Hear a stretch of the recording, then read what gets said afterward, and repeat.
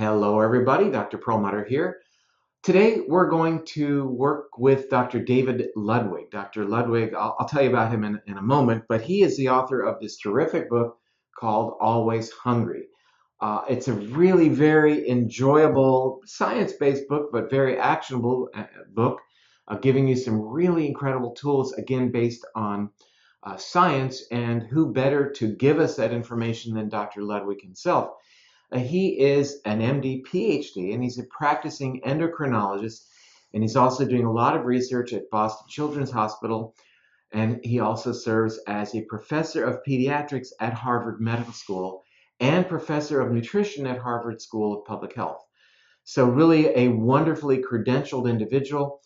Here is a guy who's published over 150 scientific articles and presently serves as a contributing writer for the Journal of the American Medical Association. He's the founding director of the Optimal Weight for Life program at Children's Hospital, which is one of the country's oldest and largest multidisciplinary clinics for the care of overweight children. This program serves as a home for research that looks at innovative practices in the treatment of childhood obesity, a very major problem here in America. He also directs the New Balance Foundation Obesity Prevention Center, where his research focuses on the effects of diet on hormones, metabolism, and body weight. And we're going to talk about specifically the role of diet and how it affects hormone signaling today. He developed a novel low glycemic load diet, which is one that will help decrease surges in blood sugar that are so devastating in terms of insulin signaling. And he's used this program very effectively for the treatment of obesity-related diseases. Dr. Ludwig has been described as being the obesity warrior in Time magazine. He's been featured in the New York Times, NPR, ABC, NBC, CBS, and CNN, among other venues. And so I'm really delighted to be able to spend time with him today. Well, with that introduction, let me welcome Dr. Ludwig and thank you for being with us today. Thank you, Dr. Perlmutter. It's really a great honor and pleasure to talk to you today. So we're going to jump right in. And, as I mentioned in the intro, Dr. Ludwig is an endocrinologist. So my first question to you is really, this is a book about appetite. It's a book about making the right dietary choices in order to regain a healthy weight. Why an endocrinologist?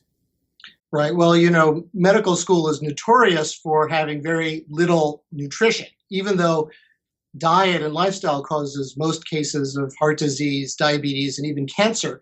We focus almost exclusively on drugs. But interestingly, humans didn't evolve to respond to drugs. We evolved to respond to hormones. Hormones are very powerful signals released by certain parts of the body that tell the rest of the body how to act in a coordinated fashion. I became very interested in that topic in medical school and during my training, trained as an endocrinologist, and then realized the implications of endocrinology to nutrition without ever having been inculcated in the standard nutritional paradigm of calories in, calories out. The standard teaching of nutrition is that diet is a delivery system for calories and nutrients. And of course, we need calories and nutrients.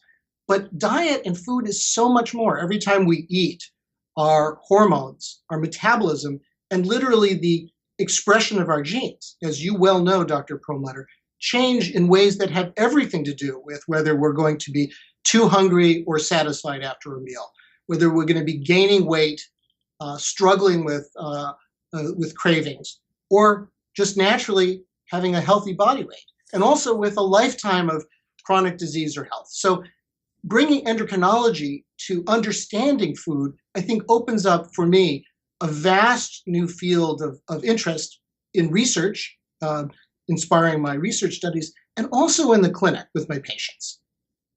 It's really exciting to talk to you about this, because there are a lot of books written about this weight loss program or that weight loss program, but you're actually in the trenches and you're actually applying your ideas one-on-one with patients almost daily. And what I really found compelling about your book are the stories of these individuals who had struggled until they were finally able to rein in the biochemistry.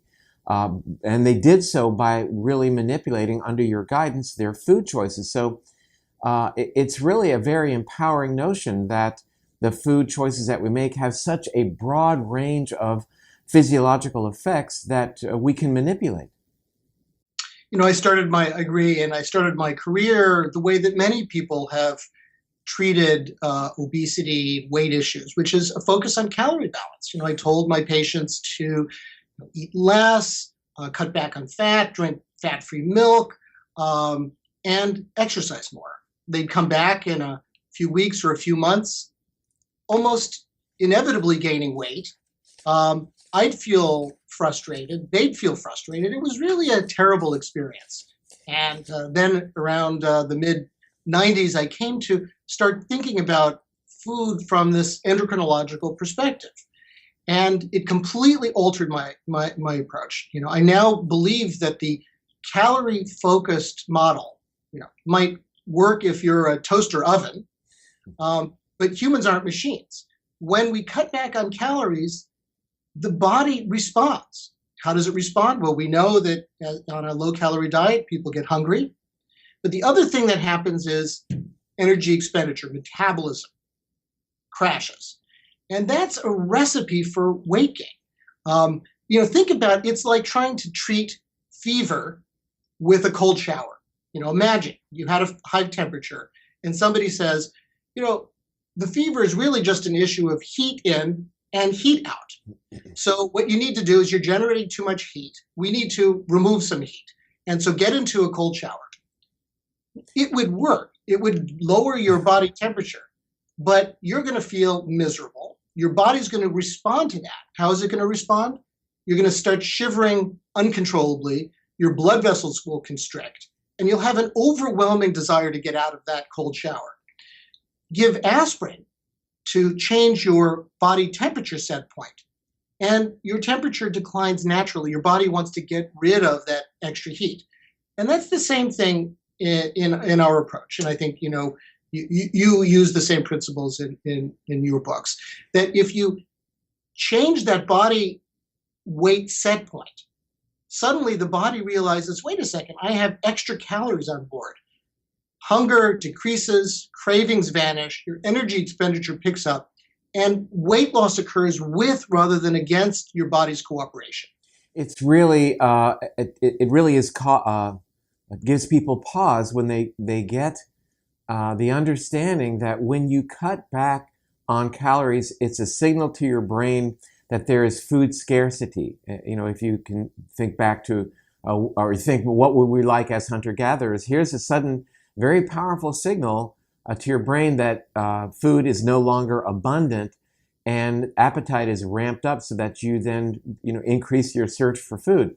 And what is really very empowering, again, about the program described in your book is it uses that paradigm, it manipulates that paradigm in such a way to convince the brain that there is no famine and that calories are abundant, and it really tends to shut that down. And you've proven it so wonderfully with your case histories.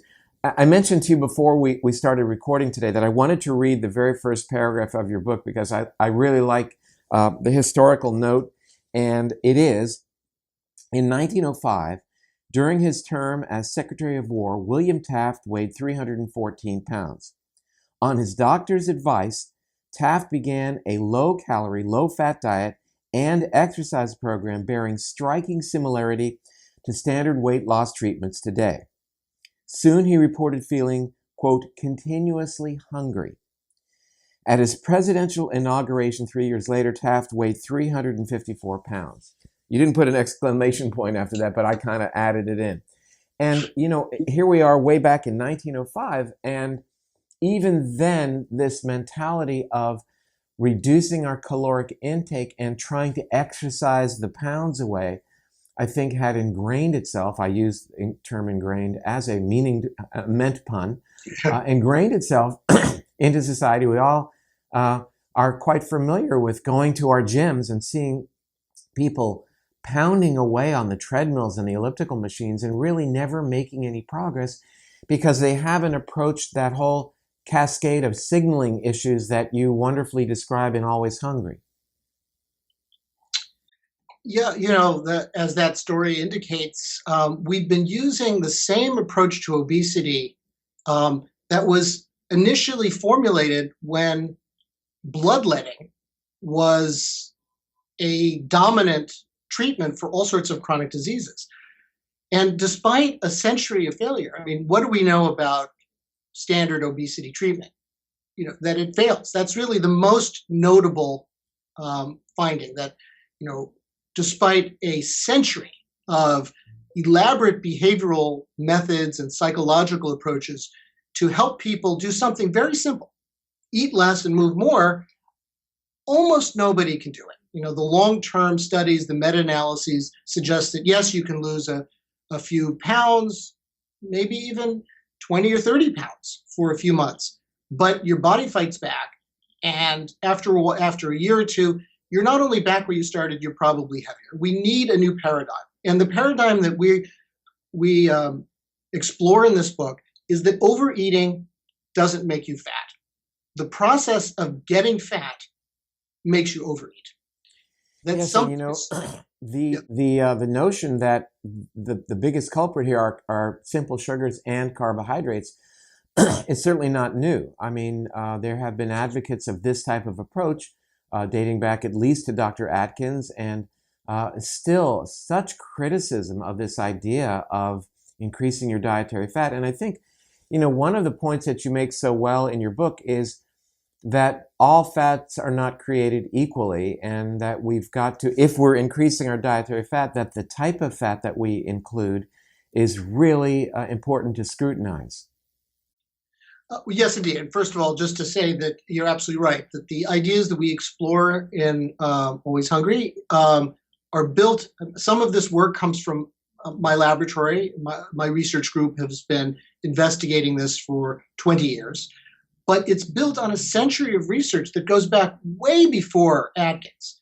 Gary Taubes summarizes the history of some of these ideas well in his books. It's built on a century of research, even beyond carbohydrate, that shows that body weight is regulated by our biology more than our willpower. We've known that. I started my career doing research in the basic laboratory, making transgenic mice, doing these basic studies, and it's well accepted. A mouse, you feed a mouse certain kinds of foods or change its hormones or its genes in certain ways, it gets fat. We don't say the mouse has poor willpower. We realize it's biological. And that knowledge has not made the leap into clinical care. And because it hasn't, it's caused tremendous suffering. People feel that it's their fault, they're fat. And that's a terrible burden, especially in a society such as the one we live, which does not tolerate discrimination in many ways now, race, ethnicity, gender. But around obesity, just turn on the TV and you'll hear jokes. You'll feel pressure in the workplace. That starts very early in life. We have to realize that obesity, like any other chronic disease, is predominantly a biological issue. When we look at it from that perspective, we can not only generate more effective treatments, but we can relieve people of this huge stigma and burden they've been carrying. Well, I'd go even further when you say, that you're looking at data dating back 100 years. I prefer to say that, the fossil record dating back 1.8 million years, I think is pretty clear that there wasn't real accessibility to certainly simple carbohydrates, and even an abundance of more complex carbohydrates until just yesterday in the history of mankind. And really, I didn't think we were going to get to this part in our conversation so quickly, but how it really represents a mismatch of current environmental issues relating to these biological mechanisms that are conserved and have allowed us to survive. The idea of sugars signaling insulin, allowing fat storage to get us through a time of caloric scarcity, in other words, winter, what a terrific mechanism that allowed us to have this conversation today. And yet that exact mechanism is, playing a huge role in why people gain weight and can't get rid of fat. And so let's explore that a little bit, the signaling issues of fat creation and what locks fat up and makes it unavailable to be used as a fuel. Well, sure. Well, we can think about our metabolism as like a tide. We eat, we're not like protozoas that just absorb nutrients continuously from our environment. We eat when we have food and episodically. So we eat a meal, and this was true back when we were hunter-gatherers, and today we sit down and we have a meal. When we have that meal, we temporarily have a calorie surplus. So the calories flow into the body. And when that happens, insulin increases, and it's supposed to increase to direct those calories into their storage sites, fat, muscle, and liver. And that's how it should be, because a few hours later, we won't be eating, insulin levels decrease, and that's the metabolic signal for calories to flow back out and become available to the brain and the rest of the body. When we eat highly processed carbohydrates in particular, all of those foods that flooded our diet during the low-fat years, white bread, white rice, prepared breakfast cereals, potato products, and of course added sugar. That makes insulin rise even higher than it would normally. And this other hormone, glucagon, suppress. So glucagon is the yang to insulin's yin, or vice versa. So insulin is anabolic, it promotes storage. Glucagon is meant to be catabolic and pull out calories. So if you have too much storage and too little counter influence, you have this overwhelmingly strong signal to the body to store calories and hold on. So after you finish the meal a few hours later, when those calories should normally be flowing back out, they're still trapped. And so the brain sees calories in the blood declining. The brain is critically dependent on a steady supply of calories. So it begins to panic. And what it does, the first thing it does is make you hungry. You have plenty of calories in your body, but that's not the problem. You have too few in your bloodstream. So first you get hungry. And if you do what low-calorie diets tell you to do, ignore your hunger, calories keep going down, and then we have a metabolic emergency. So the brain now really panics, and you can't think about anything else. You're just thinking about food. And stress hormones are secreted that try to pull calories out like with a wrench out of stored fat. And eventually it will, you won't die. But these cycles of too many calories flooding in and too few coming out leads to a cycle of weight gain and increased chronic disease risk. And the solution is very simple. We need to be eating in ways that allow the flow of calories in to be more gentle, not such a big surge in insulin. And then we can more easily access the calories 3-4 hours after a meal, so we have sustained satiety. So you touched upon, I think, a very important concept for our viewers, and that is we've all learned about insulin's role in dealing with elevated blood sugar. But I think you touched upon the idea that insulin is also fundamental not only for the genesis of fat, but for its ability to be liberated or not, and even as it relates to protein. So insulin has a much wider purview in terms of its role in human physiology than a lot of individuals may be aware of. The other thing is, again, this is an adaptive mechanism. When in our Paleolithic history did we have access to simple sugars? It was very, very rare, but it was at a time of year in the late summer, early fall, when whatever fruit there was, be it the wild blueberries, ripened, the starch became sweet. We all have sweet tooth. We ate these fruits that contained glucose and fructose, and the glucose part of that would stimulate insulin. We would make fat, and we got through the winter. So it worked. But as you so describe, this is a mechanism that's 24/7 now in people, and there's no mystery here that people are having weight issues. And let me also say that while some of the stuff that we're talking about is a little bit complex, though we're trying to make it more understandable, your book is very actionable. Whether you get all this signaling stuff and the role of inflammation that we'll talk about in just a moment or not, the book is really actionable. Here's what you need to do starting today. Here's how you need to eat. You have 3 different phases of activity, how the diet will change. And it really, there was a popular program based on a book called Stop the Insanity. You might remember that from a couple of decades ago. But that's really, I think what you're talking about is let's get back to signaling in the human body like it's always been, and we will realize balance of health, a balance of weight, and it looked really very, very straightforward. So let's talk then, if we can, about this. Just one quick reflection, about just one more reflection about the calorie balance model. It is so deeply entrenched in our culture, our mindset. All of my, many of my colleagues are, although some of them are really moving from that. But I think I can put 2 nails in the coffin of the calorie balance concept. First, not even the most expert trained dietitian can accurately assess their calorie balance to within 350 a day. You just can't do it without elaborate machinery that they're monitoring exactly. If you were off by 350 calories a day every day in the same direction, you would go from lean to massively obese in about 5 years. That's nail number 1. Nail number 2 is, if calorie balance were so important to maintaining a healthy weight, or conscious control of it, how did humans ever avoid massive obesity before the very concept of calorie balance was created? Well, it's a great point. I mean, we were told a calorie is a calorie, whether it's a calorie coming from protein, fat, or carbohydrates, and the number of calories you took in was weighed against the number of calories your body burned in a day. And if you kept your calories neutral and you exercised more, why, you'd lose weight. It's true. I mean, and that is true. The problem is we can't do it with our conscious minds. We have an old part of our brain.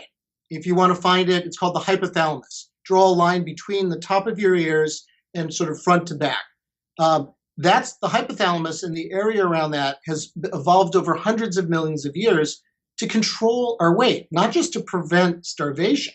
We don't want to have too few calories, but we also don't want to have too many calories. If we're obese as a hunter-gatherer, we won't be able to hunt, and we'll be very attractive to the nearest saber-toothed tiger.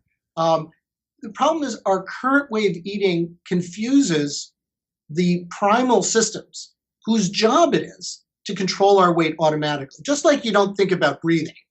But if you got into an environment with toxic gases, your breathing would be completely dysregulated and you might have to really focus on it. If you get the right gases, your breathing happens naturally. The same thing true. If we eat foods that have the right hormonal and metabolic effects and effects on our genes, the body takes care of itself. You talk about inflammation and its role and as really one of the products of fat cells. I mean, first, maybe a moment to talk about our misguided notion that fat cells are nothing more than a storage depot for calories. But then let's talk about inflammation, how it affects insulin sensitivity, perhaps leptin sensitivity, and why and how what you're recommending actually is an anti-inflammatory approach. Yeah, so we focus on, the primary focus of the book is on, we call them twin troublemakers. One is too much insulin release from the pancreas. For reasons we've just discussed, we call insulin the ultimate fat cell fertilizer. And we know this, right? Because someone with type 1 diabetes who can't make insulin, when they first come to attention, they're invariably losing weight. They can be eating 10,000 calories a day, they're still losing weight. You give that person too much insulin and they gain weight. It's just, that is an absolutely black and white situation. So we've got to lower the amount of insulin we're producing. Fat cells get less stimulated, they open up, the calories flood back into the body, the brain is happy, and you're less hungry. But the second part of that is chronic inflammation. And that can set in very early into the process. As the fat cells start to grow and outstrip their blood supply, they become inflamed. Some actual fat cells may die. And that cell death is an extremely potent inflammatory signal. Our immune system, our fat cells have the most prized store of calories in the body, very attractive to microbes. Bacteria would love to eat our fat, but our fat very rarely gets infected because it's filled with inflammatory cells normally, but those cells are normally resting and calm. If you get too much fat and it starts to get inflamed, those white blood cells turn angry. The fat turns angry and starts to spew out a toxic mix of hormones and interleukins and other chemicals that spreads inflammation around the body. When inflammation goes to the blood vessels, it can lead to atherosclerosis and a heart attack. When it goes to the lungs, you could get asthma. When it goes to the liver, it further worsens metabolic problems, fatty liver. When it goes to the brain, leptin, hormone that you've mentioned, becomes less able to do its job. So we feel less satiated with the same amount of food. So the key is to lower insulin levels, calm chronic inflammation, and let your body do the rest. And just for our viewers, you can image the cells that Dr. Ludwig is talking about in laboratory animals. You can actually see this happening. I want to go off topic for a moment, if I could, because there's something that's sort of concerning to me. And as an endocrinologist, I get my moment here with you. There seems to be I get my moment with a neurologist. So there seems to be a push in treatment of type 2 diabetes away from the oral medications back to insulin. So treating type 2 diabetes by insulin injection is becoming very, very popular. And with the understanding of insulin's role, whether endogenous or exogenous in in creating fat, how do you feel about that? Well, first off, we may in cases of uncontrolled hyperglycemia, you do need to use insulin. Certainly, for type 1, insulin is absolutely required because that's a profound deficiency of a critical hormone. And just like we replace thyroid hormone in hypothyroidism, we have to replace insulin in type 1 diabetes, the old juvenile onset. Type 2 is a very different situation. It's caused by insulin resistance as a critical part. And many people have already high levels of insulin. So putting on more insulin may be necessary if blood sugar is dangerously high, but it's really adding fuel to the fire. One very good way of producing insulin resistance is increasing insulin levels. So ultimately, the treatment for type 2 diabetes is weight loss and measures that improve insulin resistance and chronic inflammation. That's the solution. And insulin is symptomatic treatment that we may need, just like sometimes you need symptomatic treatment for a variety of other severe conditions. But it can make matters worse. What we're seeing is people who are not taking your advice and are basically just shooting themselves with insulin and making very little dietary change or lifestyle change and feeling as if they're treating their diabetes by taking this shot and really neglecting they're treating the smoke and ignoring the fire. Well, again, just to emphasize, if you have type 2 diabetes and you're on insulin, neither of us are saying just stop your insulin, because it may be, keep maintaining you from getting into a very dangerous state with your blood sugar. But it's really it is really not the best long-term strategy. Now, some people with type 2 diabetes may always need some insulin. Even if you can't get off of insulin because you've had diabetes for 10 years and the beta cells in the pancreas that make insulin have pretty much given up the ghost, you may need insulin. But even so, you can make that insulin work much more effectively, need much less, and benefit enormously metabolically by doing these other things. And if you've had diabetes for just a year or two, or you have prediabetes, just like bariatric surgery can reverse that, so can the right lifestyle approach. We have this irony, I think, of excitement about a $50,000 procedure, bariatric surgery that reverses diabetes. When have we spent $50,000 on an intensive lifestyle treatment with the right approaches to diet? I bet we could reverse type 2 diabetes just as easily and without a knife. And and the complications and the risk. You're talking about insulin as a hormone, and how compelling it is to recognize that insulin has effects on other hormones in the body. We're seeing such a prevalence these days of, for example, PCOS, polycystic ovarian syndrome, obviously in women, but the relationship with what you're talking about with insulin resistance and other metabolic issues and antagonism of the production of female versus male hormones or androgens, I think really extends the net that you throw in terms of making these dietary changes, even for women who are anovulatory because of something like PCOS. Yes, well, certainly that's the exciting thing about endocrinology, that every hormone affects virtually every other hormone in the body. So it's a truly holistic system. And that system is, why do we have hormones? It's really there not to fail so that endocrinologists like me can have a job. Those hormones are there to integrate nutrition with our biological needs. We have to be able to be optimally fit.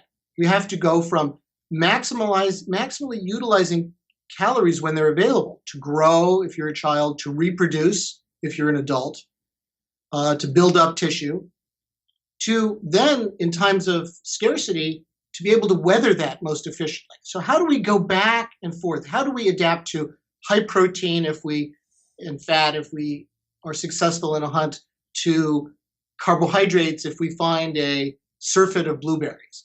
How do we manage our metabolism when we're sick and we can't eat? All of that is done by hormones.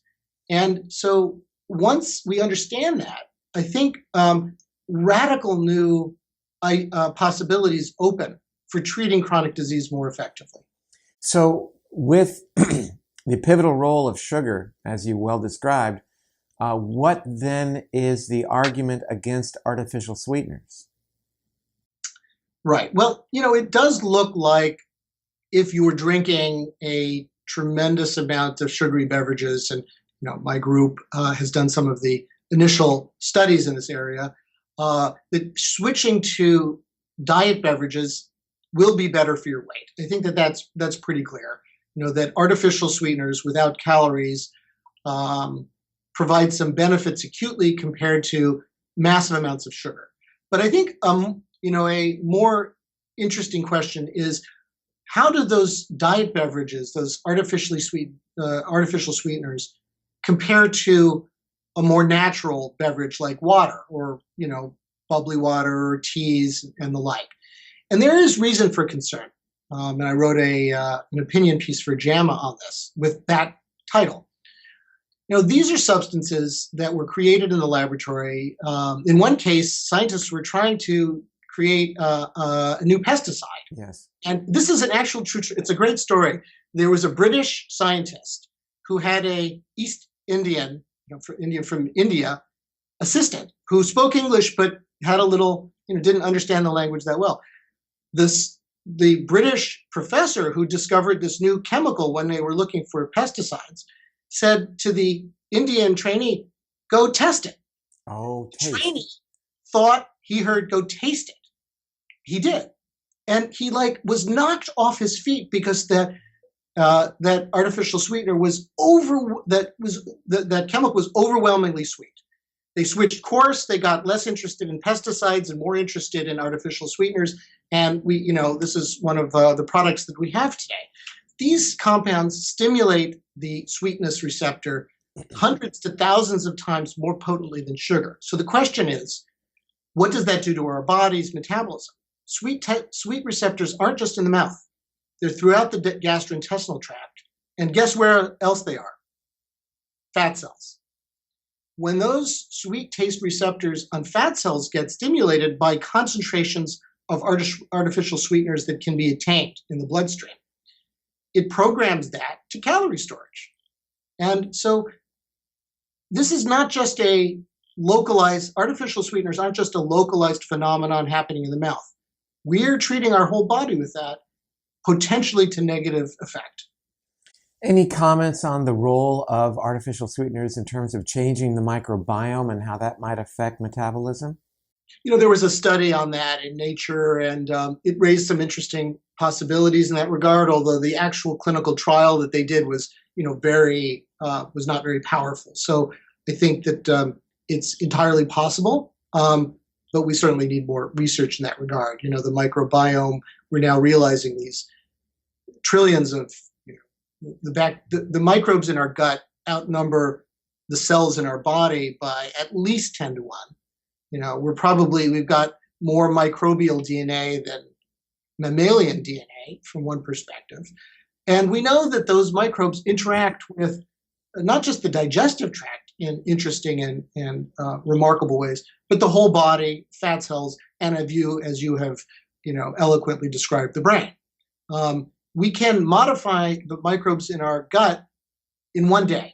One day, changing your diet changes your gut. That said, you do touch upon probiotics in your book as well. What are your thoughts? Cultures throughout history have relied on fermented foods. Estimates I've seen range from about 5% of the foods to basically half of the foods. Fermentation was the original preservative. If you ferment, so milk will spoil very quickly. You ferment it, turn it into cheese, it can last indefinitely.